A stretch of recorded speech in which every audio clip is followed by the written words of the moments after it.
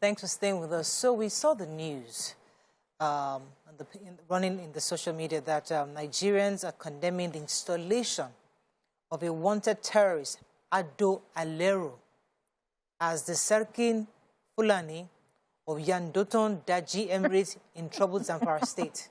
I crucified that. Yeah, helpful. Yeah, do it. Yeah, say it now. I have to read it. Yeah, read it for me. Sorry, the names. Okay, so his name is a wanted terrorist, Aliyu as Sarkin Fulani, and this was Yandoto Daji Emirate in troubled Zamfara state. Sorry, I laughed because it just sounded so Yoruba when you were saying it. So, as I was saying, critics, obviously, as they've condemned this this installation of this man, and it has raised questions because, you know, the government keeps telling us they're fighting insecurity with everything they've got. And there we have in Zamfara State, a bandit. Now, I have a few questions because according to the reports, he was a known bandit. I'm thinking, so what defines a person as a bandit? I'm not saying this is wrong information. I'm just saying that how do we identify these bandits? And how is it possible for a bandit to be crowned in a state as Zamfara? So those are the questions people are asking. But I know that the governor has responded, and I think you have the response of the governor. What did he say? Yes, I read earlier today. So the governor has suspended the Emir, and he has put together a committee to investigate how this could have happened. But even when we read about the turbaning when it happened last on Saturday, the people of the community that were questioned, and they were speaking, of course, anonymously. They said that, well, for one, this will make sure that they are not attacked. This was a way of making sure that they will maintain peace. They said he, in particular, Alero, had promised not to attack that community for a while, and he had kept his word. So for them, this is like a sure thing that will ensure that they are not attacked. And it just goes to show that government is not reaching every part of Nigeria. That the people in the community would rather trust in the bandits to protect them or not attack them than trust in the structure of our government to protect them. And people will constantly look for different ways, you know, to protect themselves. They have reported them before and still come into their communities and kill them. So you know how you have an agreement with the devil, hoping that because of this agreement, for as long as the devil is happy, you will be at peace. But we're happy that the governor has stepped in. And apart from just a committee, I think the question will be, if there's a known bandit, how is he still walking around and being turbaned, and his other bandits were even there at the event? My own problem with this issue is it was a ceremony, one. The local government chairman, I've forgotten his name, was at the event. Emir. The local government chairman made a speech at the event. There were police officers at the event, because you can't have that kind of, without one or two police officers working at the event. The terrorists did not come with any gun. They were so sure of their safety. Video. They came with motorbikes. The terrorists, 100 of them. Yeah. They came with their motorbikes. They rode into town, into the community, and watched the turban. Now, and you see, when people keep saying government officials know about this kind of thing, local government chairman is part and parcel. It's part and parcel of government. You cannot tell me Emir was put there by government. Mikey, it's government that turbans the Emir. Yeah. Yes. Mikey, what's even more disturbing to me is that the governor, all they did to suspend. This is more than suspension. This is rounding up a whole community, saying, you're bandits. You know, that kind of, I mean, I thought he would be shocked to find out that this community is full of bandits. I think the governor was just trying to play to the gallery. Exactly. And that's how I felt, because this community says that they said this appointment is with the demand for peace and reconciliation efforts highly needed for our people in our emirate. And this emir that's crowned this as a man, Sarkin Fulani, is the first emir himself. Says the new Fulani, there's a place where he wrote it, said the bandits leader was named was turbaned on Saturday by Aliyu Marafa, the first Emir of Yandoto. That means that community itself just gained its own first traditional and first community recognition from government. And if you leave a community to themselves, my fear when I read the story yesterday online was, did they do it under duress? Of course they did. We know that communities have continually, even in Benue State, that they have to pay double taxes. They pay government own, and then they pay bandits own. And these bandits work freely during daytime to go and collect it. Failure to pay is failure to protect. They will send out these notices. So this intelligence, the fact that the bandits can come in and collect. And government will say, we've not gotten a tip-off. We have not ready to know. The DSS have not found out. The people have not informed us. The people have not, all the big grammar we used to hear.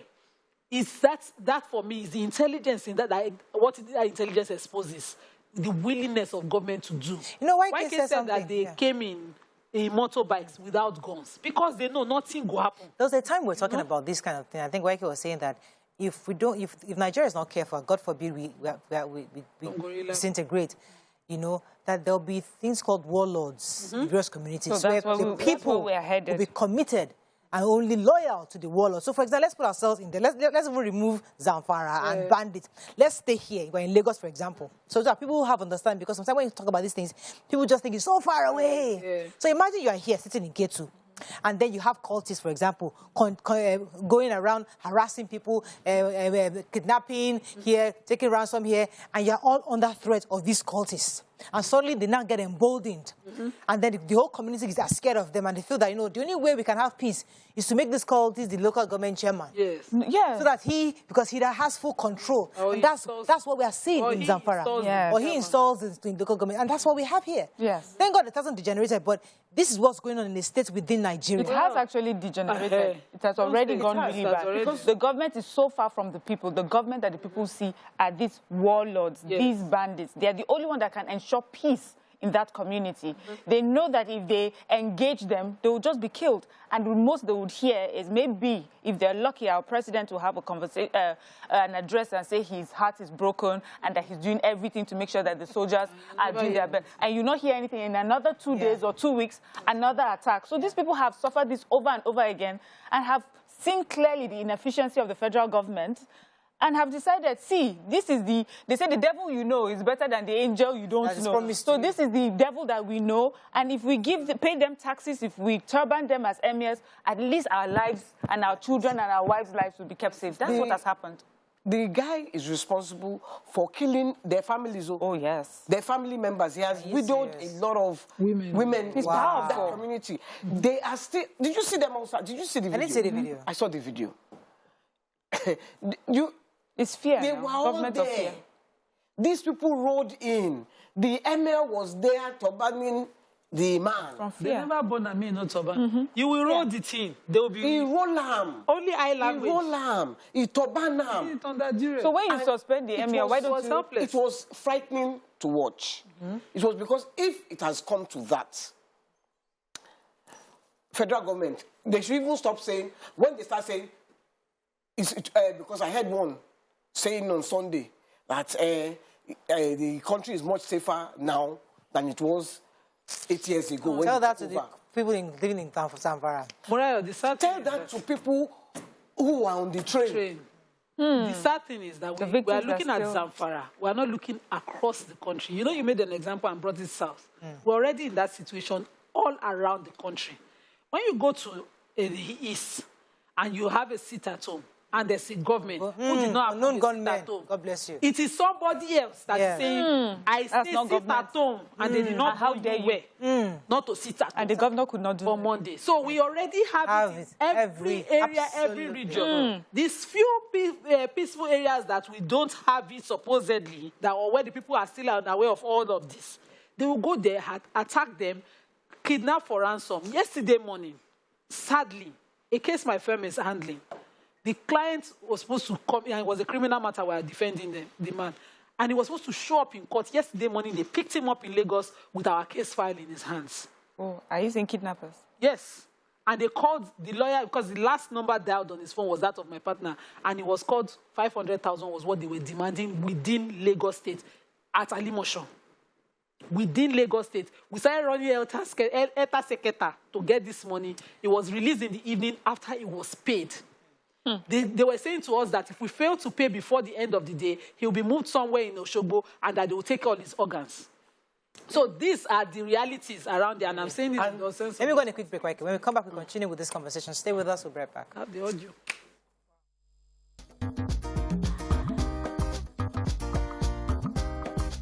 Stay tuned. Your view will be right back. Thanks for staying with us. Regrettably, I'm told that we're off the cable station because we have a live session, but it doesn't matter. We're going to continue with our show.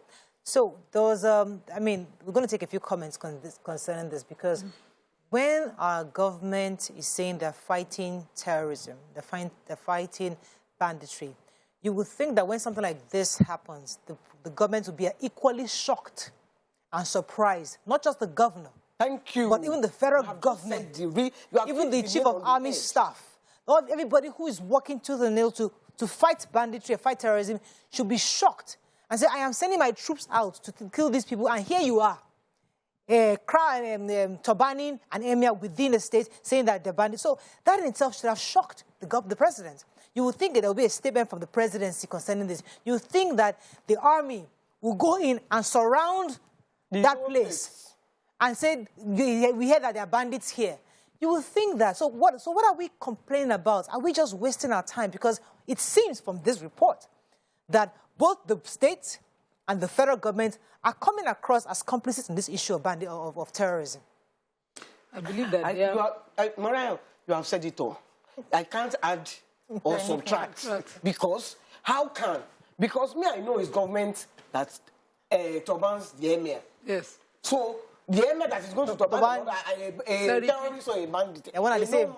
Because I've told them that if they want me, I know names of terrorists. Why? Because I want journalists hang out. And Babajide or Chichoju, he knows the name of one of them. If Babajide, who is a journalist, knows the name of terrorists, governments, you must know them. And government in today's report, if you recall, said that they have the list of the sponsors, but they are yet to disclose. They've had this since before Dubai published and prosecuted financiers of terrorism in Nigeria. They've had it.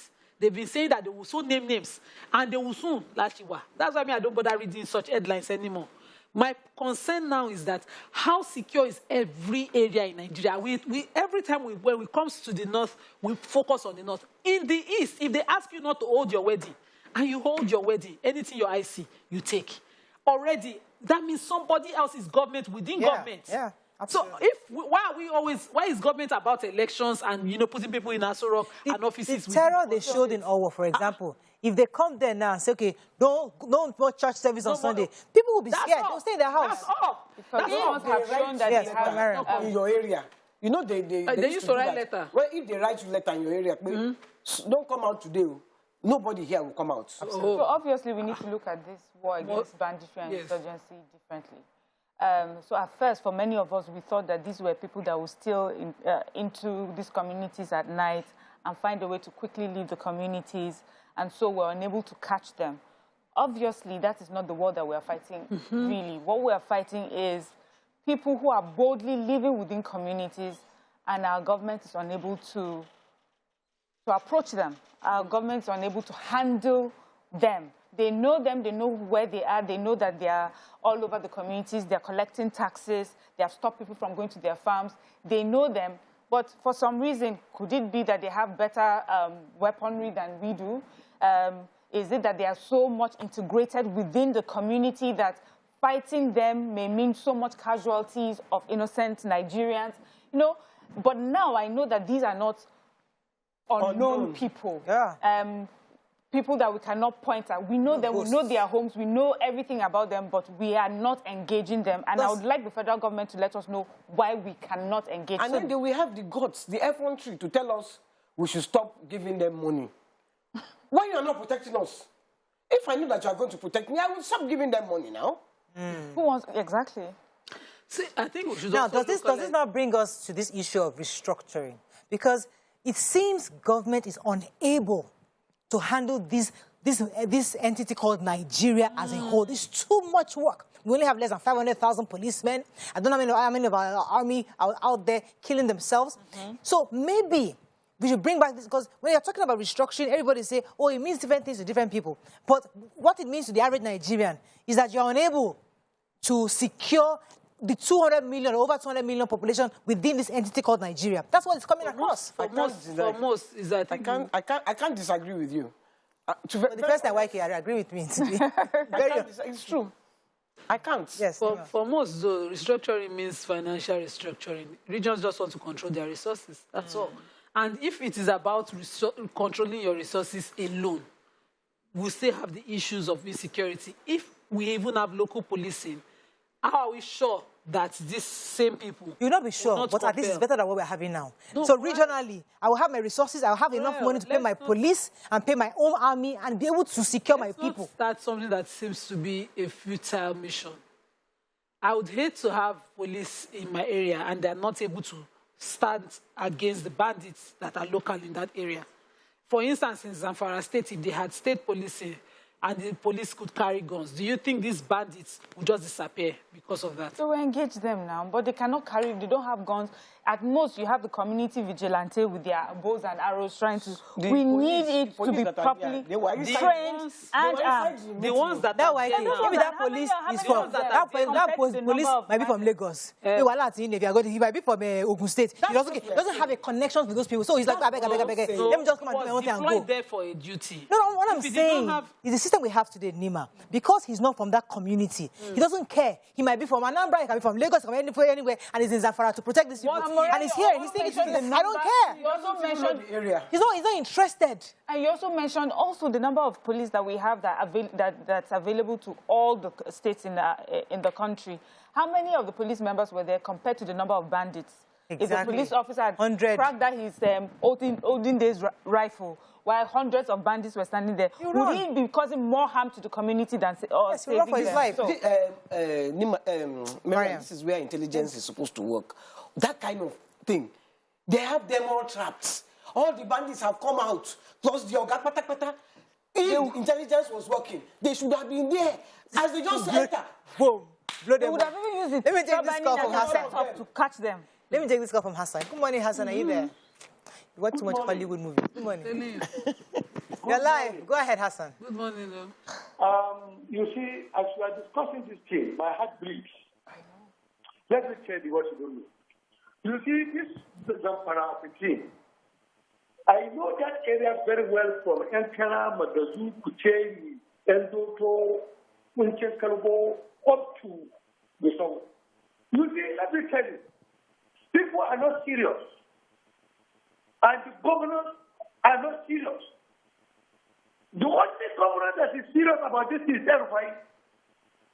Because I see nothing why we should continue to appease terror. We continue to appease terror using carrots and stick approach. An approach that was prescribed to us by the Western world, which they don't even apply in their own world. They go down on terrorists. They go down on the bandits. These are armed robbers. I've been saying this. They are not bandits. They are armed robbers. And people must stand up. Look, YK has said it all. She said, if care is not taken, the country will be taken over by the warlords. I saw the example of it during NSAC in Lagos here. I rode on a bike midway from Ibadan to Lagos and know what happened. And I knew how people took law into their hands. I knew what it means for people not to recognize government. I knew what it means for the absence of government, which is anarchy. Look, if we don't stand up as Nigeria, we are supposed to fight ourselves. Forget about saying we cannot have guns. Please, go and have guns and defend yourself. Thank you very much, Hassan. Because YK, I'm going to go on a break, because YK said something intelligence. I mean, we laughed about it, but the truth is that turbaning an emir is not something that happens, you plan for a day. No secret. You planned it probably weeks or probably months before. Some intelligence should have gone out and say, they want to turban this person, he's the head of the bandits. So at that moment, you can plan. Or let them all gather and blow it up like the movies. I mean, just Also, it's a layman's thinking. The But bandits recruit within communities, and their mercenaries are already... They know living them. with They know so they know each each other. other. Yeah. So I think the approach to this so they're also stakeholders within that, because the communities are also, they have brothers and uncles in that also. We need critical thinkers to, to solve this issue. Let's go on a quick break. When we come back, we continue with this conversation. Stay with us. We'll be right back.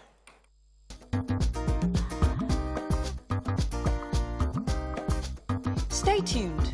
Your view will be right back.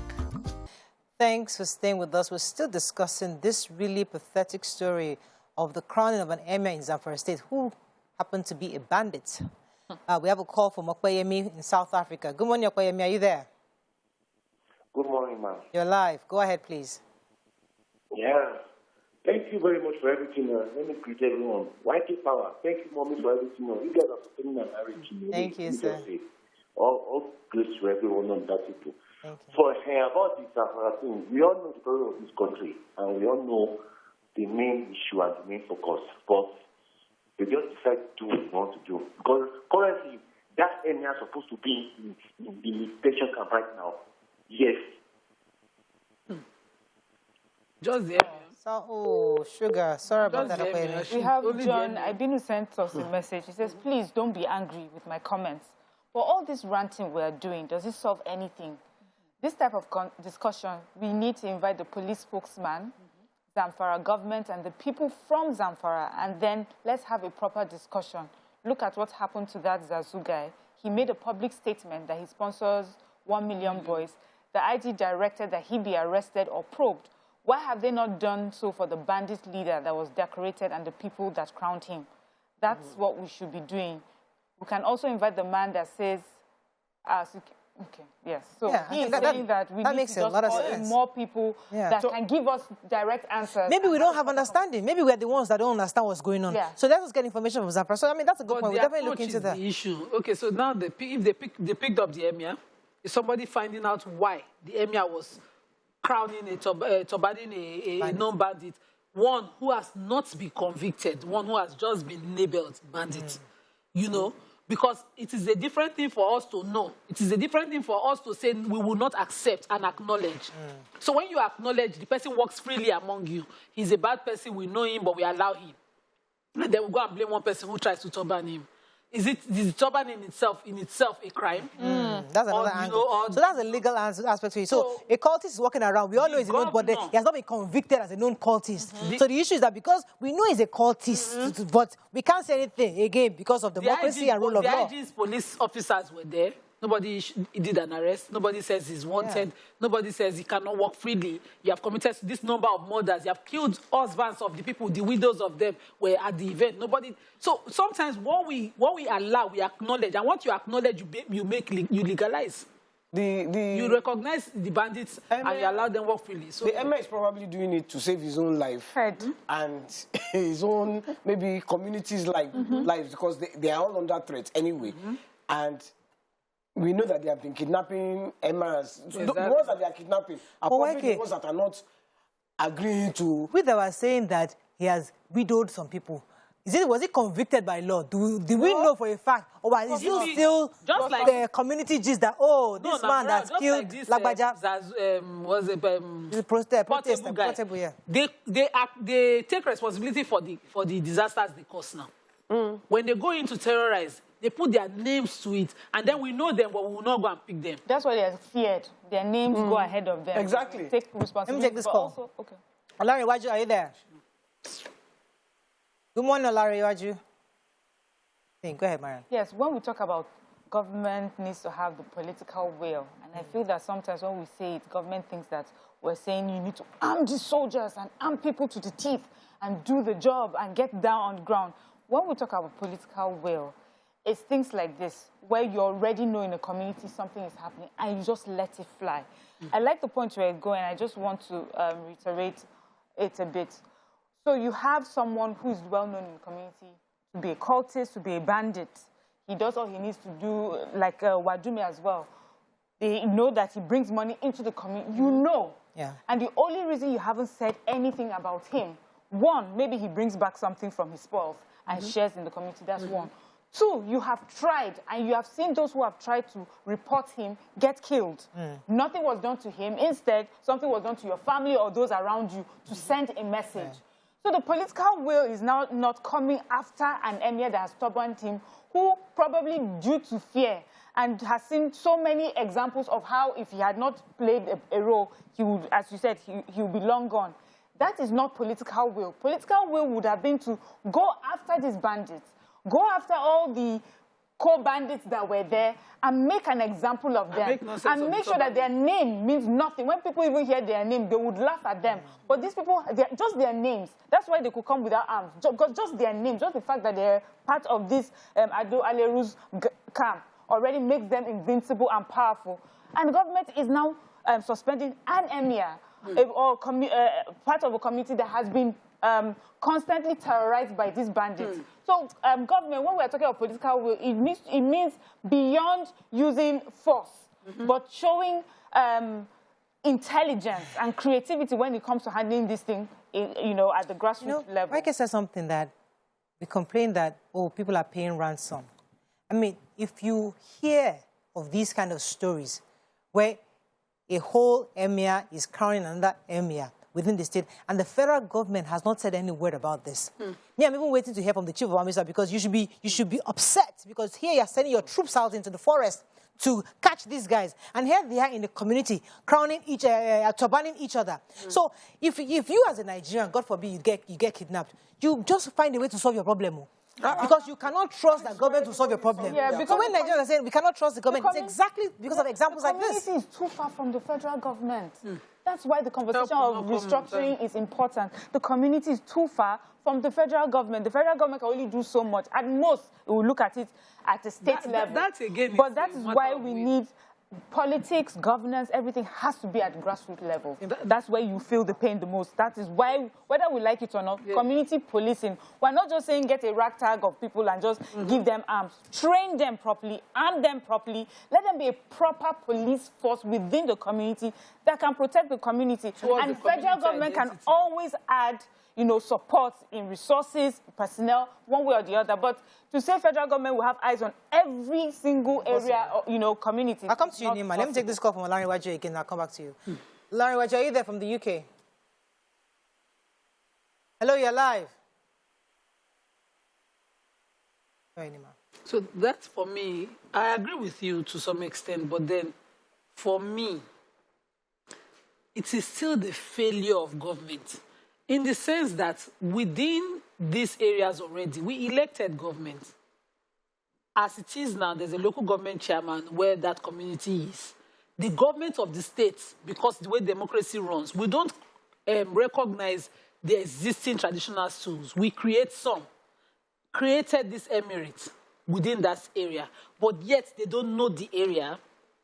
The emir cannot approach government and say, this is the number of times we've been terrorized in this area, enough to get a response or a protection for their farmers or their people, such that they will now have to recognize another.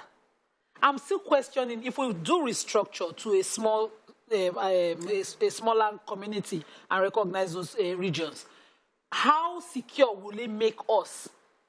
What exactly will it be solving? I think that there's a more critical question here. Even I cannot sit here and say this is the solution, but I don't feel sure that just breaking into small let me unpack that for a second, because you said that if he tries to get more security, where would he get the security from? We're hanging here. We have less than 500,000 across the country. Who would I divide? Who will I send there? And then the government will tell you, I can't hire more because I don't have money, because crude oil is this, crude oil is that, and NLC is asking for their own money, NLC is asking. They will tell you all sorts of things. But what we're saying, that if you make it a smaller community where you are the same way we had to get the vigilantes to come and empower each of these communities. So I hear you. There's distrust across the board. But we have tried this same one for how many years, and it's still not working. So we're saying, let us try something new. You see, my fear. I believe one of the problems with government, that the reason why you do not want to regionalize everything is, and why they don't want regions to own their own resources, because they take from they own the resources. That's why. Now, they could do They don't want is, that okay, to share. you will own resource, but pay us. Exactly. That's what it's some supposed to money. be. Yes. That's You know, exactly what it's pay supposed to us be. a percentage, 40% or That's the federal 30%. system. Yes. And then, you know, that way you can Can have your own society, yes, and pay your police, have your own resources, and do what you have to do. Because Why, but you see, my own problem. Okay, you want these resources. What are you doing with the resources? They have gold. Is it in Zamfara they have gold that Chinese people are coming? We have coming gold. and mining. They are gold. And so YK, let's land have display. gold. YK, let me use that example. Let me use that gold. Resources in Nigeria. Let me use that gold example, YK. Same thing we're having with oil. So they have the gold, for example. Let us say there's a ministry of gold. We don't have extraction ministry. They now take that resources to the federal government. And this small group of people that are within Abuja are the ones sharing and doing. But if I, in Zamfara, I own my resources, even if we are still sharing amongst us, but it's my people that I'm sharing it with. I just give you the federal government, maybe 10% or 20%. You go and do your own. That's 70% that I have. Now the people can hold me, because right now I'll say, sorry, your federal government took the money. I don't know. I don't have access to my resources. But you're the person. If it's smaller, you are the person, you're the custodian of the resources. I can say 70% you have with you. What are you doing with the 70%? Is it Buhari you're going to ask you what's doing with 70%? How they created the NDC. So, Niger Delta. I'm coming. Regions own resources. The people know where the resources are. When you have a government, justice is that government takes and develops equally every region. If they give regions control of these resources, and some people are still Nigerians that we need to change their mindset in government, they will steal the resources, and the people know where the resources are, and insecurity would continue. I will know who to arrest. In Zamfara, I will know whose office to go. Is it Abuja? I want to listen. Wait, it's easy. I would rather go and call Sanwo-Olu's table now and go and knock on his door. When we have this amount. You see, when the resources have been given to Abu Buhari, who knows me in Abuja? I want to go to look for in Abuja. Right. Because I know it's a regional, I can go between Ondo or Ogun. I will go and knock on the governors or the prime minister, whoever is going to be in charge of the region, to demand. Makes it easier. A community in Magodo had an issue. The governor of the state within the community wanted to do immediately, but could not do anything because he had to wait. Federal government. Go all the way to federal government. It just does not make sense. Any community that has its resources pilfered to the point that you have a co-government within government in that state, and the governor says he doesn't know he has a hand in it. That's my own. We have to wrap up. That's all we can take on the show today. But I think the Zamfara story is not just about the turbaning. It's so much more deeper than that. It's a layer of several issues. Decadence, community dependence on banditries, the victimizing of people, the inefficiencies of the government, the inefficiencies of the local government, the fact that the federal government is silent on this, it's saddening. So it's not just about the turbaning, but there's so many layers. I just hope that Nigerians can understand. Lackadaisical attitude of exactly, YK. So the truth is, we hope to see more response. The government has suspended, but it's beyond suspension. There has to be so much more done to that community, because they didn't put banditry on their head, so they know each other. The governor should suspend himself. Exactly. Let me end on that before we get in trouble. See you tomorrow. Bye for now. Now he's one